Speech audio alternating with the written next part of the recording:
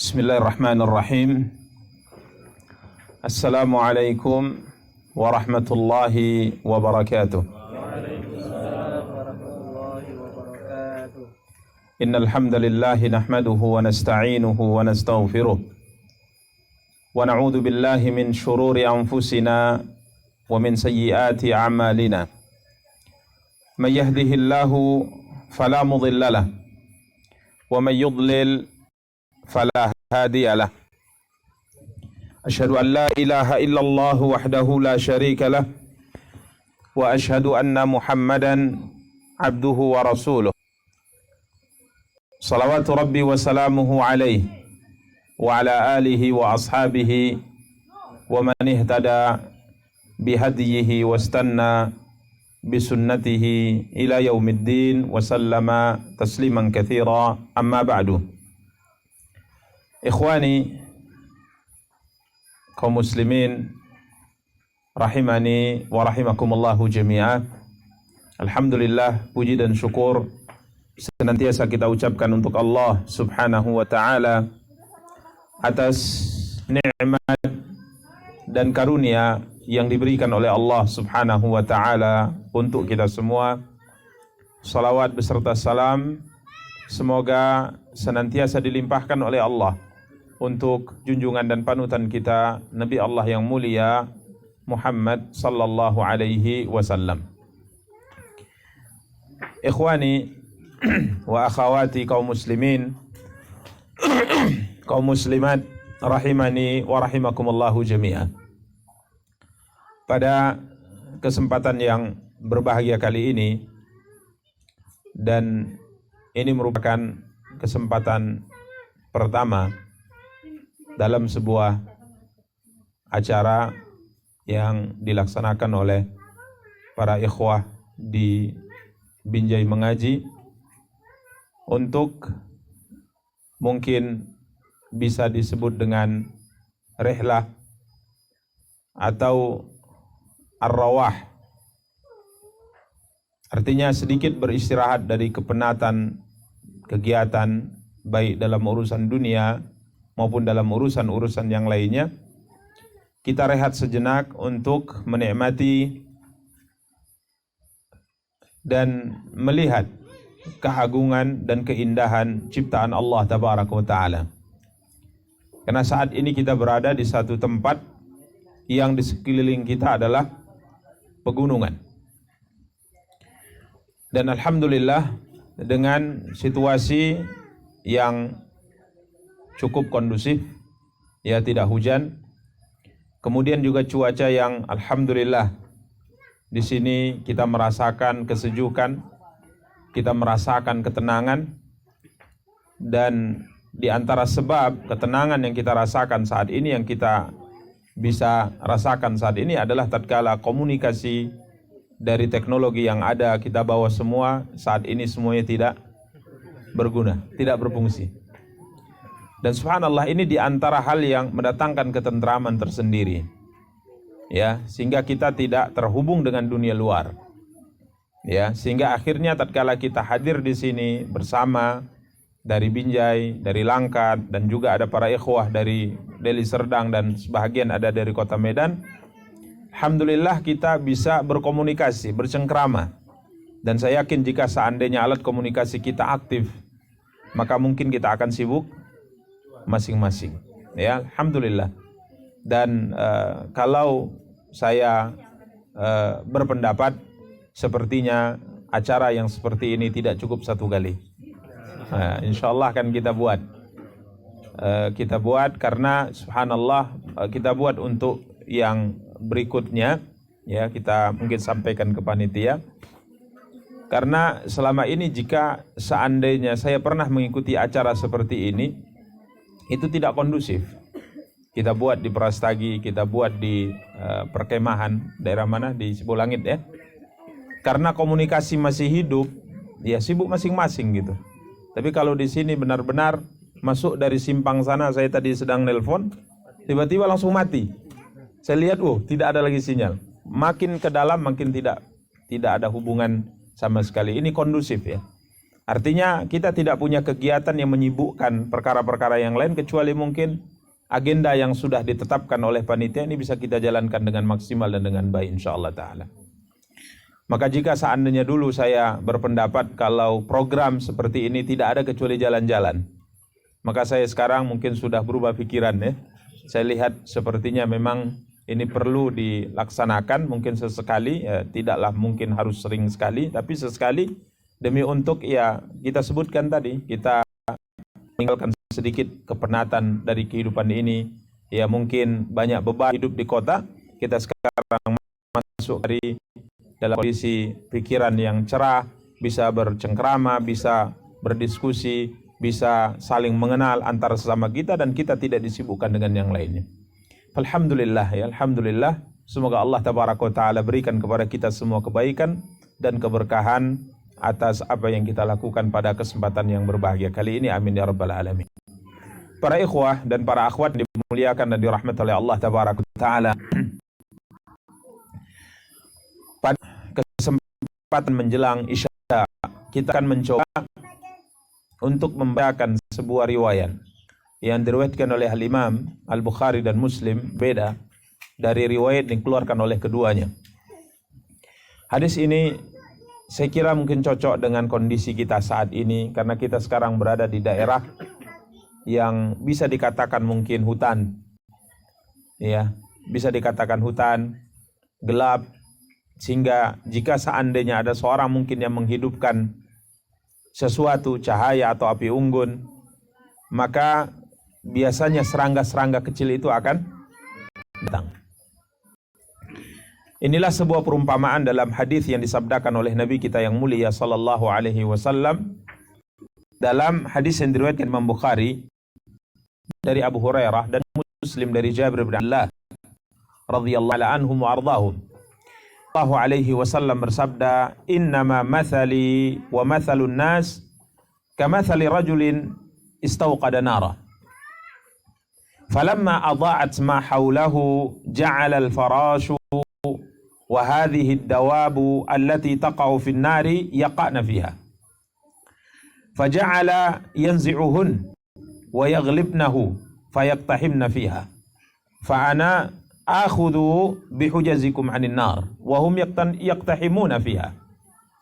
Nabi kita yang mulia sallallahu alaihi wasallam bersabda, perumpamaan diriku dan perumpamaan manusia yang kudakwahi. Ya, Nabi SAW memberikan sebuah perumpamaan. Perumpamaan antara beliau dengan umatnya, dengan manusia-manusia yang beliau seru untuk kembali kepada agama yang beliau bawa. Perumpamaannya kata Rasulullah SAW, kamathali rajulin istawqada nara. Perumpamaannya adalah seperti seorang lelaki yang menghidupkan api unggun. Ini yang saya sebutkan tadi bahwa hadis ini cocok dibahas di kondisi kita saat ini. Kita berada di sebuah di satu tempat yang gelap, yang bisa mungkin dikatakan ladang atau hutan, dan kalau seandainya ada seorang menghidupkan api unggun maka akan terang di sekitarnya dan ini akan mengundang serangga-serangga untuk mendekat ke cahaya tersebut. Maka Nabi SAW mengatakan perumpamaan diriku dengan orang-orang yang aku dakwahi sama seperti seorang laki yang menghidupkan api unggun. Falamma adha'at ma haulahu, tatkala api unggun telah dihidupkan oleh lelaki ini dan menerangi apa yang ada di sekitarnya. Ya, api unggun telah hidup kemudian menerangi apa yang ada di sekitarnya. Al-farashu wa hadhihi ad-dawabu allati taqa'u fi an-nahri yaqa'na fiha. Maka akan datanglah mendekat ke api unggun tersebut serangga-serangga kecil di malam hari yang mendekat ke api dan ada dalam api tersebut dan terbakar. Ta'ala yanzi'uhunna wa yaghlibnahu fayaktahimna fiha. Maka lelaki yang menghidupkan api unggun tersebut berusaha menggangi serangga-serangga kecil ini mendekat dari api yang dia hidupkan. Dia mengusirnya. Ya, dia menjauhkannya. Dia berusaha agar serangga-serangga kecil tersebut tidak terbakar di dalam api tersebut yang telah dihidupkan. Namun apa kata Rasulullah sallallahu alaihi wasallam, wa yaghlibnahu fayaktahimna fiha. Akan tapi ada di antara serangga-serangga ini terlewat, terluput darinya, sehingga akhirnya serangga ini mendekat ke api dan masuk ke dalam api kemudian terbakar. Rasulullah sallallahu alaihi wasallam katakan, perumpamaanku adalah seperti orang ini. Ya, Nabi sallallahu alaihi wasallam berusaha menyampaikan dakwah Islam, berusaha menyampaikan syariat ini agar manusia tidak masuk ke dalam api neraka. Sekuat kemampuan beliau, semaksimal yang beliau miliki, kekuatan yang beliau miliki untuk menjauhkan manusia dari api neraka. Akan tapi ada di antara manusia terlewat, akhirnya masuk ke dalam api neraka. Fa'ana akhudhu bihujjajikum 'anil nar. Maka aku, kata Rasulullah sallallahu alaihi wasallam, menarik ikat-ikat pinggang kalian agar kalian tidak masuk ke dalam neraka. Akan tapi ada juga di antara kalian yang terlepas sehingga akhirnya dia masuk ke dalam neraka. Para ikhwah dan para akhwat yang dimuliakan dan dirahmati oleh Allah, hadis ini memberikan kita beberapa. Yang pertama, perumpamaan, ya, atau bisa kita jelaskan atau kita sebutkan dengan kata permisalan. Di mana para ikhwan dan para akhwat yang dimuliakan dan dirahmati oleh Allah, Nabi sallallahu alaihi wasallam hadis ini memberikan sebuah perumpamaan. Dan metode menjelaskan sebuah kebenaran dengan perumpamaan ini perkara yang tidak asing dalam agama kita. Bahkan Allah tabaraka wa taala dalam banyak Al-Qur'an telah menjelaskan tentang perumpamaan-perumpamaan seperti ini. Ya, banyak sekali dalam Al-Qur'an. Seperti misalnya Allah memberikan perumpamaan seekor nyamuk. Ya, seekor nyamuk. Kemudian Allah tabaraka wa taala memberikan perumpamaan seekor lalat. Dan Allah tabaraka wa taala memberikan sebuah perumpamaan dalam surat yang disebut surat Al-Ankabut. Apa arti Ankabut? Laba-laba. Al-Firman, a'udzu billahi minasyaitonir rajim. Daraballahu, Allah tabaraka wa taala berfirman dalam surat Al-Ankabut menjelaskan tentang perumpamaan yang Allah tabaraka wa taala sebutkan tentang Al-Ankabut, tentang orang-orang yang melakukan kesyirikan kepada Allah. Yang terlupakan saya kalimatnya atau ayatnya. Mathalul ladzina ittakhadhu min dunillahi awthanan kamathalil ankabuti ittakhadhat baita wa inna awhanal buyut labaitul ankabut. Allah tabaraka wa taala memberikan sebuah perumpamaan, yakni orang-orang yang melakukan kesyirikan kepada Allah, orang-orang yang beribadah kepada selain Allah. Allah katakan seperti seekor laba-laba yang membuat sarangnya. Ya. Dan subhanallah, setelah Allah menyebutkan perumpamaan ini, Allah berfirman, wa tilkal amthalu nadribuha linnasi wa ma ya'qiluha illa al-alimun. Wa tilkal amthalu nadribuha linnas wa ma yaqiluha illal alimun. Allah berfirman, dan perumpamaan ini kami buat, kata Allah. Bagaimana kita sebutkan tadi, ada perumpamaan berkaitan dengan lalat, ada perumpamaan berkaitan dengan nyamuk, ada perumpamaan berkaitan dengan laba-laba yang membuat sarang. Allah mengatakan perumpamaan ini, permisalan ini kami buat, kata Allah, wa ma yaqiluha illal alimun. Ada asap apa?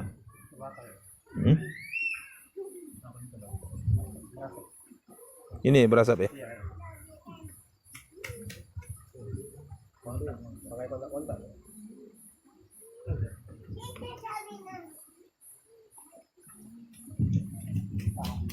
Ya, tahan.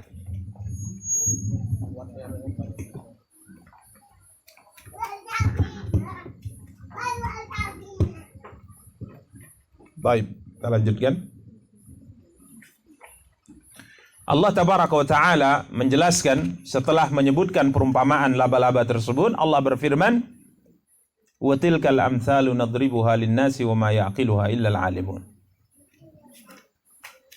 Dan perumpamaan itu kami buat, kata Allah, untuk manusia, dan tiada yang memahaminya kecuali orang-orang yang alimun, orang-orang yang berilmu. Sehingga Imam Ibnu Katsir rahimahullah menyebutkan, ada seorang berkata, Ya. Dalam tafsir Ibnu Katsir, beliau mengatakan bahwa tatkala saya membaca sebuah permisalan dalam Al-Qur'an, sebuah perumpamaan dalam Al-Qur'an, kemudian saya tidak bisa memahami isi kandungan atau pesan yang ingin disampaikan oleh Allah dalam perumpamaan tersebut, maka saya bersedih. Ya, saya sangat bersedih. Kenapa? Karena Allah mengatakan wa ma yaqiluha illal alimun. Tidak ada yang bisa memahami perumpamaan tersebut kecuali orang-orang yang memiliki ilmu. Dan subhanallah, Abdullah bin Amr Ibnul As radhiyallahu ta'ala anhu mengatakan, saya memahami 1000 permisalan dan perumpamaan yang telah disampaikan oleh Rasulullah sallallahu alaihi wasallam.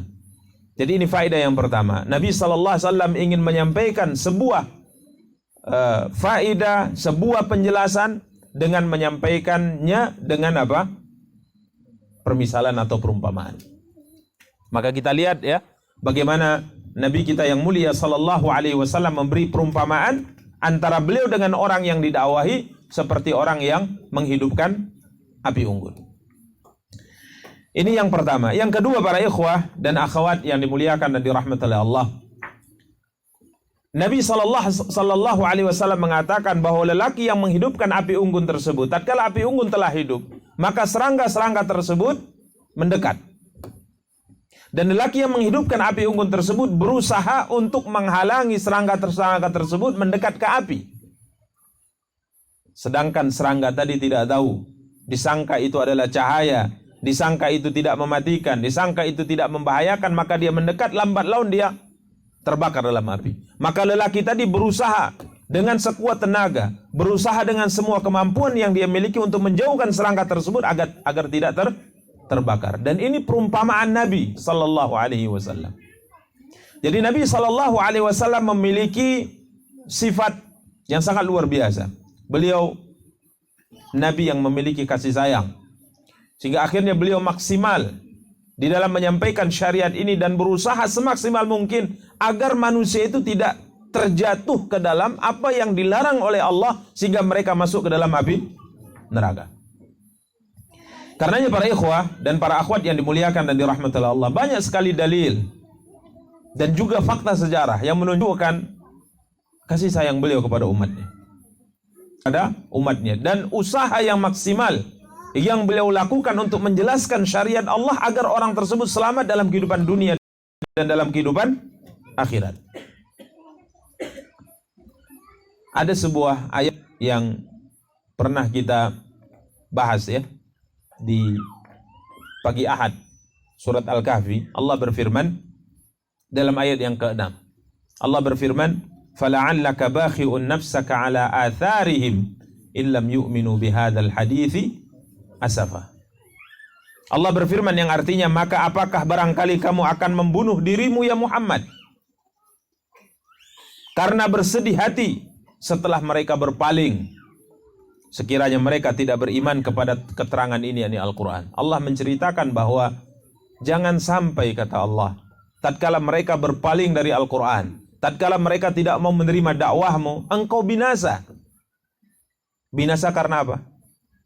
Kesedihan yang berlebihan.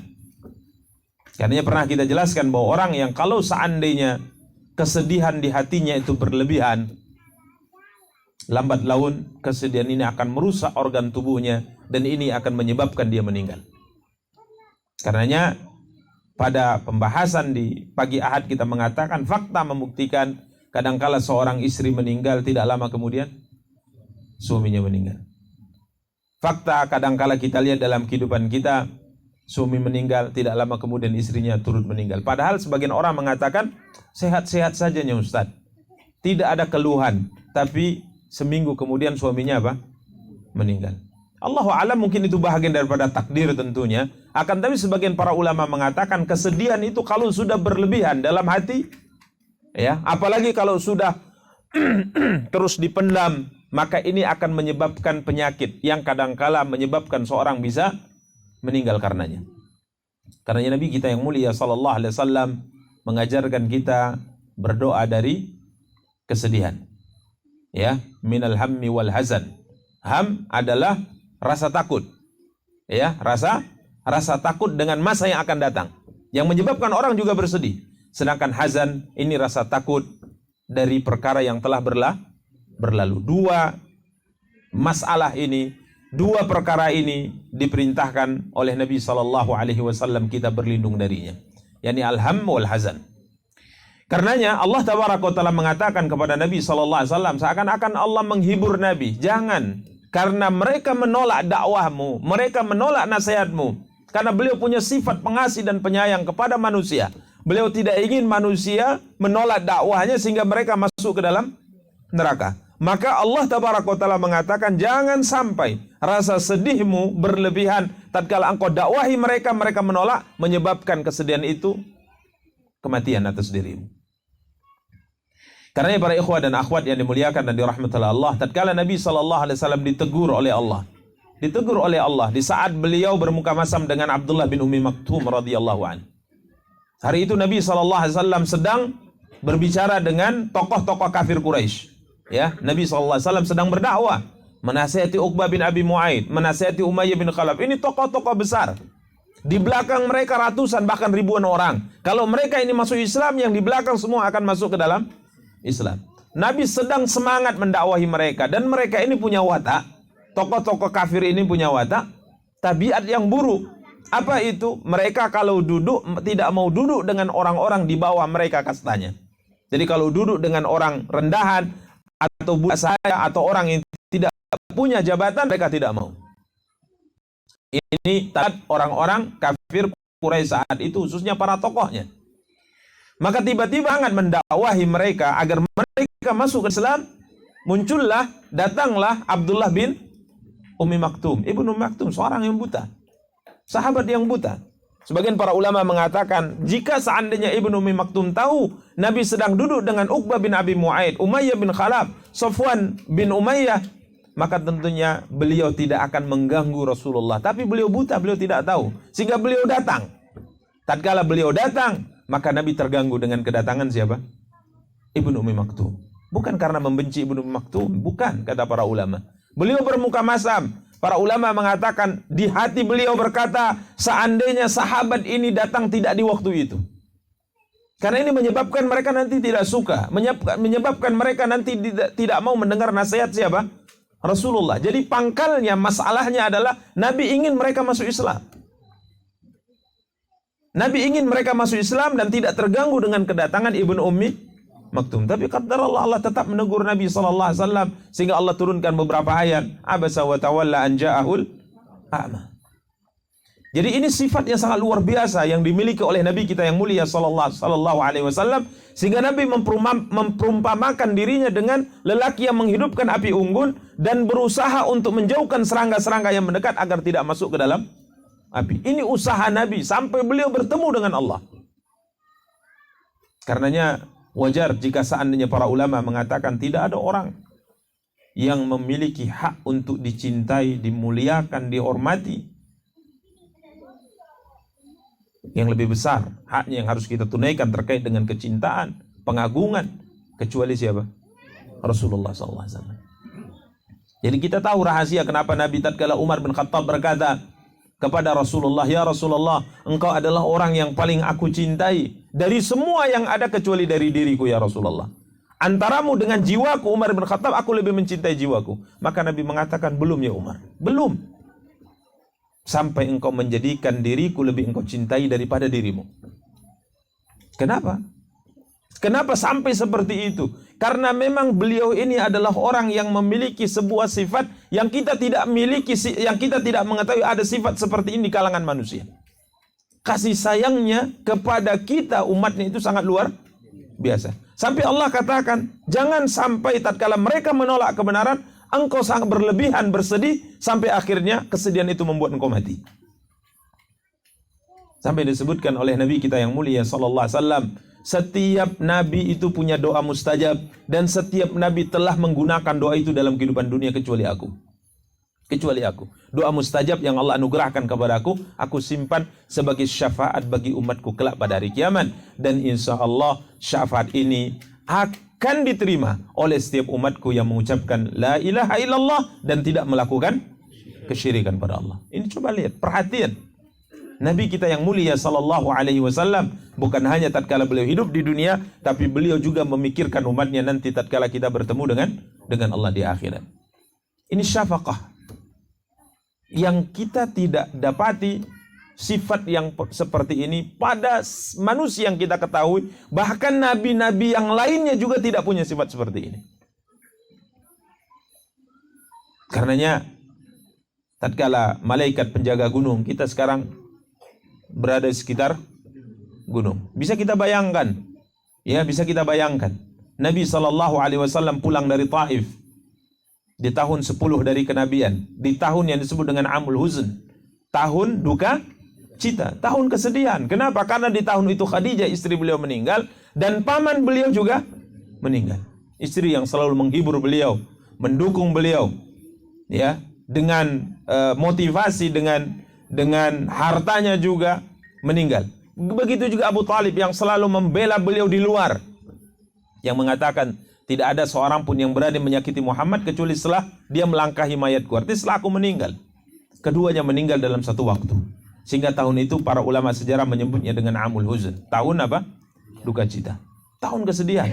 Karena orang-orang kafir Quraisy di samping beliau tertekan secara jiwa, orang yang paling dekat dengan beliau meninggal, mereka berani menyakiti Rasulullah. Antum baca sejarah, setelah Abu Talib meninggal, mereka berani meletakkan kotoran di mana? Di punggung Nabi tatkala beliau sujud. Setelah Abu Talib meninggal, mereka berani menarik sorban beliau alaihi salam sehingga dilepas oleh Abu Bakar, dibela oleh Abu Bakar. Sampai menangis beliau mengatakan, apakah kalian hendak membunuh seorang lelaki yang tidak melakukan dosa apapun kecuali mengatakan Tuhannya adalah Allah? Jadi mereka sudah mulai berani ingin membunuh siapa? Rasulullah. Sampai Abu Jahal berkata, demi Allah, demi Tuhan, kata Abu Jahal, kalau seandainya Muhammad datang nanti, di saat dia sujud, aku akan ambil batu yang paling besar dan aku akan timpukan di kepala Muhammad. Ini setelah Abu Talib meninggal. Di masa Abu Talib masih hidup, tidak ada seorang pun berani menyakiti siapa? Rasulullah SAW. Maka Abu Jahal datang membawa batu besar di saat Nabi SAW sedang sujud. Kalaulah bukan karena karunia Allah, akhirnya Jibril datang dalam bentuk seekor unta yang besar dan hendak memakan Abu Jahal, maka Abu Jahal hari itu sudah berhasil membunuh Rasulullah.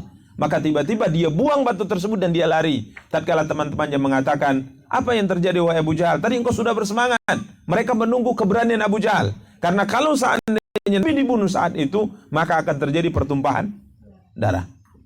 Kiranya Allah halangi. Sehingga dalam kondisi yang berat ini beliau berangkat ke Taif. Hijrah ke Taif, keluar dari Taif, pindah dari Mekah ke Taif demi mengharapkan pertolongan dan tempat yang lebih baik, dakwah yang bisa diterima di kota Taif. Tapi coba antum lihat dalam sejarah apa yang beliau alami di Taif. Dakwah beliau ditolak, bahkan bukan sekedar ditolak, beliau diusir. Bahkan yang mengusir beliau itu bukan tokoh, bukan orang besar, yang mengusir beliau adalah budak sahaya, para wanita, anak-anak dan orang bodoh di kalangan mereka. Kalau kita diusir oleh seorang raja, masih angkat kepala kita tatkala diusir. Tapi yang mengusir kita anak-anak, mengejeki kita, melempari kita dengan batu. Kira-kira perasaan kita itu bagaimana? Di dalam kondisi yang berat seperti itu, sampai beliau dilempari terluka, sampai tatkala Aisyah bertanya, ya Rasulullah, adakah masa dalam dakwahmu yang lebih berat daripada perang Uhud di saat engkau terluka? Nabi mengatakan, ya, ada yang lebih berat, yakni tatkala aku menawarkan diriku kepada penduduk Taif. Ini paling berat dalam perjalanan dakwah Nabi kita yang mulia sallallahu alaihi wasallam. Di tengah jalan, tatkala beliau dalam keadaan linglung, ya, jalan bingung, mau kemana? Beliau sudah pindah dari Mekah, mau balik ke Mekah. Siapa yang akan menjamin keselamatan beliau? Mau pergi kemana beliau? Di Taif beliau diusir.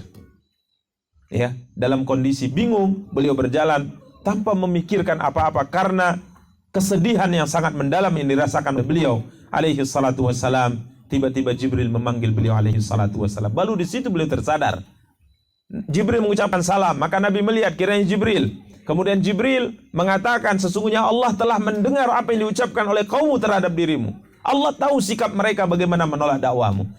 Dan hari ini saya bersama dengan malaikat penjaga gunung.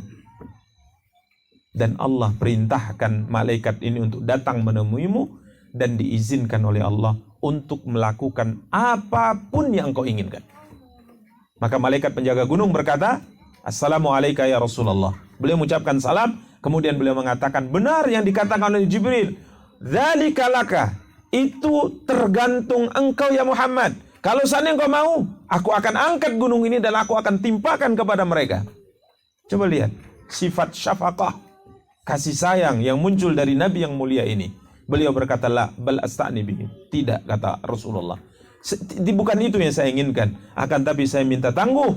Semoga kalau mereka tidak beriman, akan keluar dari punggung-punggung mereka anak keturunan yang kemudian beriman kepada Allah Tabaraka wa Ta'ala. Coba kalau kita gunung timpakan kepada yang mengusir kamu, kita mengatakan, loh kok nggak dari kemarin, kan gitu. Kok nggak dari kemarin? Ya, subhanallah, Nabi SAW. Maka Nabi memberikan perumpamaan seperti itu. Perumpamaan beliau itu sama seperti orang menghidupkan api unggun. Serangga-serangga itu berusaha dijauhkan, dihalangi supaya tidak masuk. Akan tapi Nabi SAW mengatakan, banyak di antara kalian yang terlepas dari peganganku, terlepas dari usahaku, sehingga ia masuk ke dalam neraka, waliyadzubillah. Para ikhwah dan akhwat yang dimuliakan dan dirahmati oleh Allah Tabaraka wa Ta'ala, inilah faidah yang ketiga, bahwa manusia memiliki hawa nafsu yang susah untuk dikendalikan, kecuali orang-orang yang dirahmati oleh Allah Tabaraka wa Ta'ala. Ini masalah manusia, ini hawa nafsu. Benar yang dikatakan oleh Allah tatkala Allah menceritakan kisah Nabi Yusuf dengan seorang wanita, istri dari seorang pejabat di Mesir saat itu, yang sebagian cerita Israiliyat menyebut namanya Zulaikha. Ini cerita Israiliyat, ya. Jadi sekedar diceritakan dan tidak diingkari atau tidak didustakan dan tidak dipercaya atau tidak diimani. Sekedar sebagai wawasan, ya. Disebutkan setelah masalah Yusuf diketahui bahwa beliau benar, sedangkan Zulaikha ini yang salah dan sebagainya, dan raja telah memanggil para wanita-wanita ini yang bermakar untuk memaksa Nabi Yusuf melakukan perbuatan nista, yakni perbuatan zina.